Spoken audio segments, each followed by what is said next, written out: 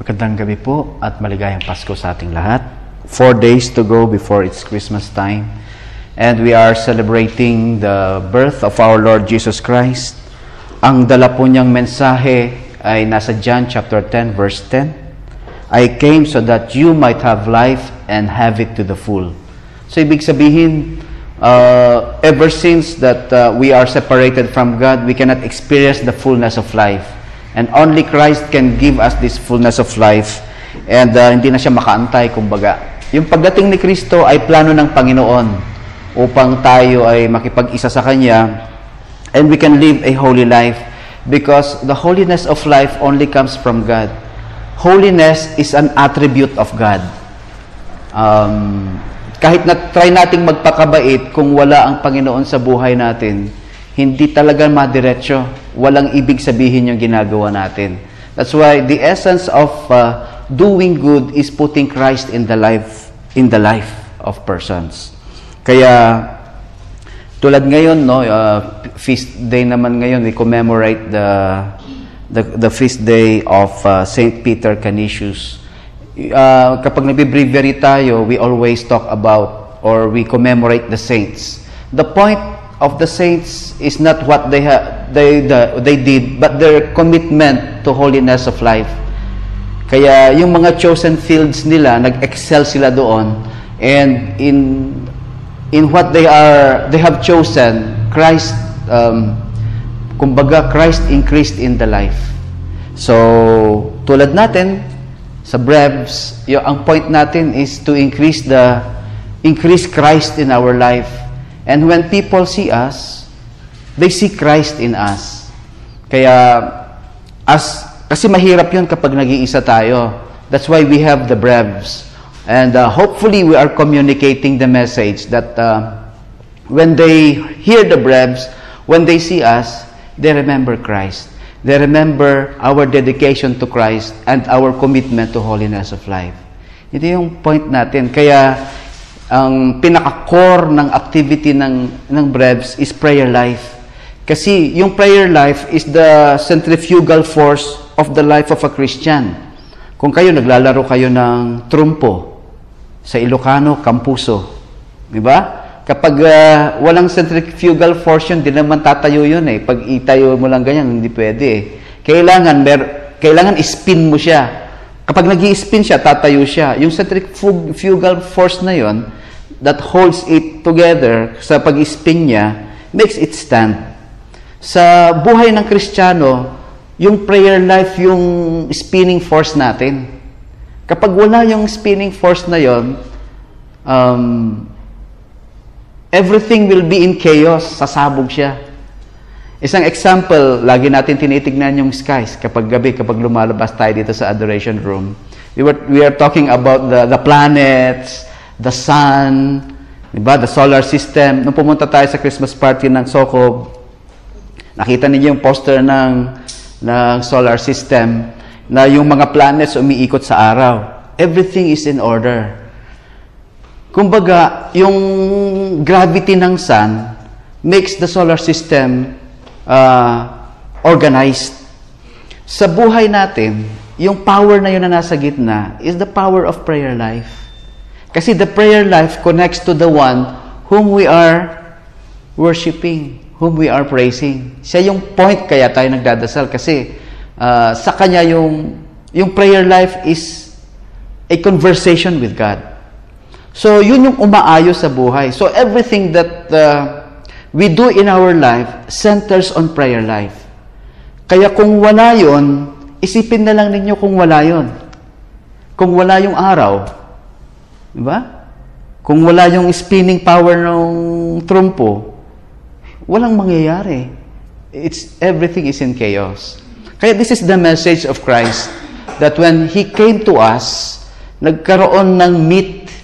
Kumbaga, incarnate word kasi siya eh. Yung salita ng Diyos naging karne.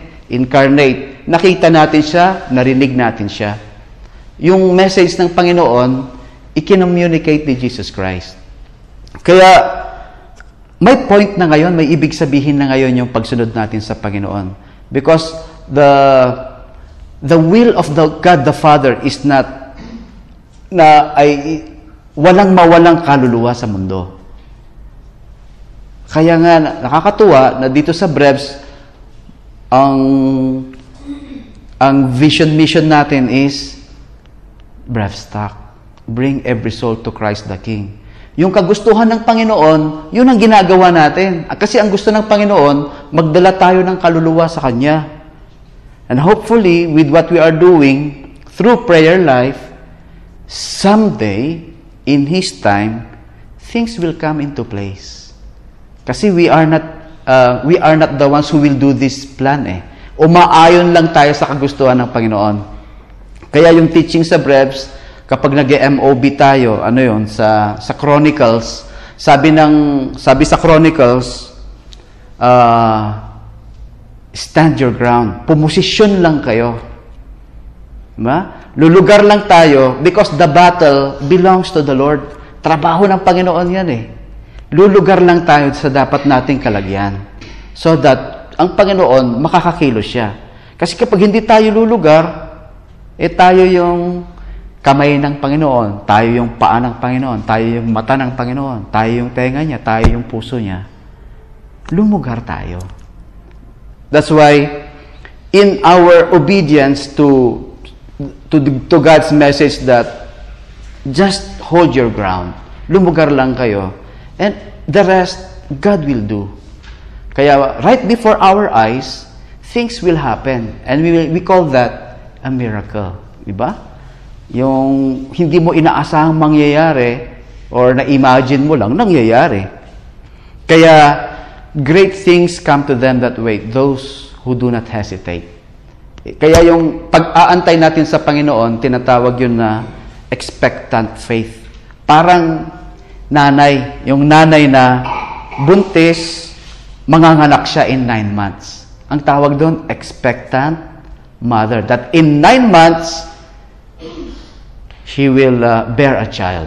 Ganun din sa atin. Yung pag-aantay natin kay Kristo is expectant faith. Na alam natin na darating talaga siya, it will happen.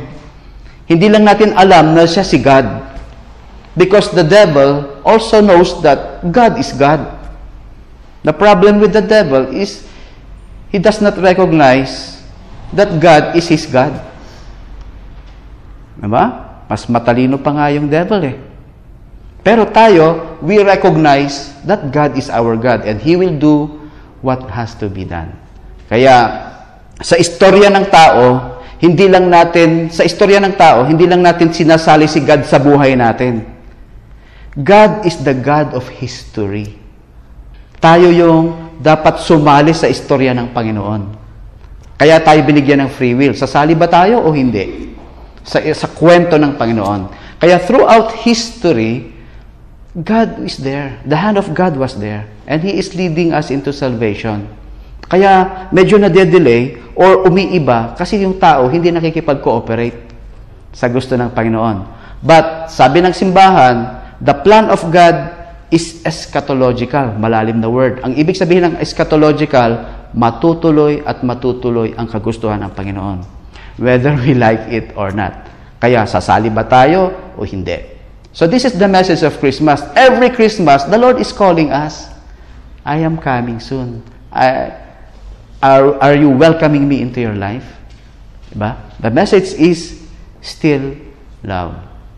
And the only way that we can see that the life of a person manifests God in him is the love of this person to another. Doon lang makikita. Kasi sabi ng Panginoon, paano mo ako mamahalin na hindi mo nakikita? Yung taong nakikita mo, hindi mo mahal Mahirap mahalin yung nakikita mo. Yung pa kayang hindi mo nakikita. Diba? So this is the challenge for us.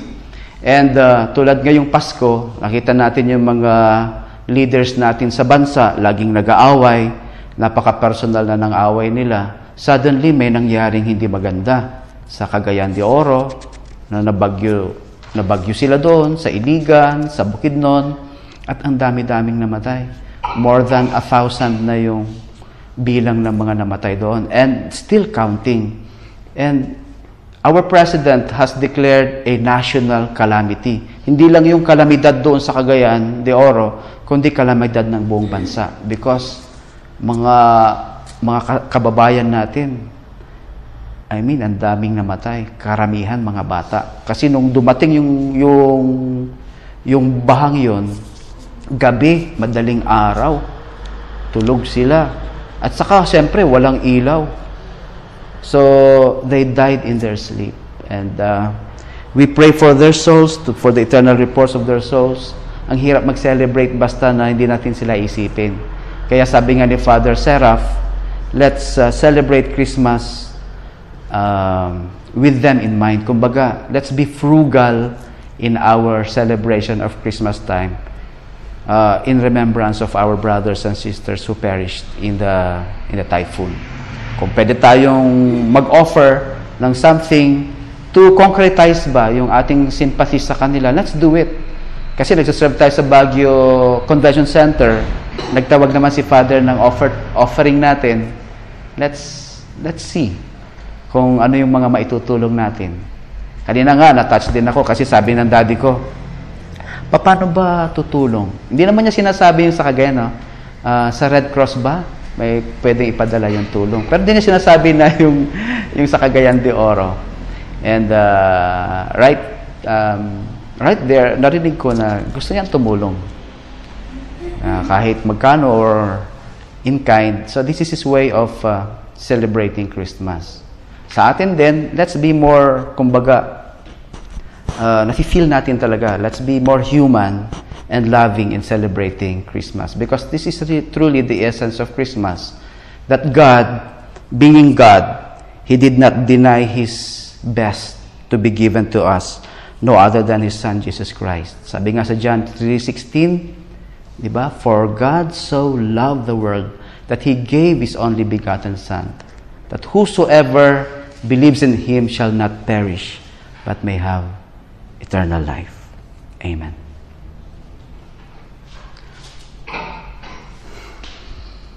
Let us all stand. Page 1298, 1298. Antiphon. O Peter,